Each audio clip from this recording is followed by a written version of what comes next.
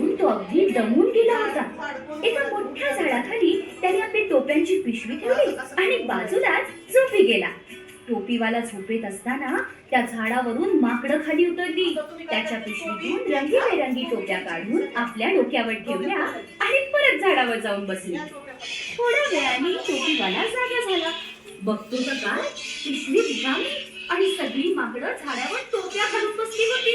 तो जोरात ओरडला, आणि त्या टोप्या माझ्या आहेत, मला परत द्या. माकडं पण झाडावरून त्याच्या अंगावर ओरडू लागली. तेवढ्यात त्याला एक उपाय सुचला. त्याने डोक्यावरची टोपी काढली आणि जमिनीवर फेकली. त्याचबरोबर सगळ्या माकडांनी आपापल्या टोप्या काढून जमिनीवरती फेकल्या. फेका टोप्या खाली फेका. लगेच त्या सगळ्या टोप्या जमा केल्या आणि पिशवीत भरून इथून निघून गेला. कठीण प्रसंगातून निघण्याचा मार्ग हा असतोच.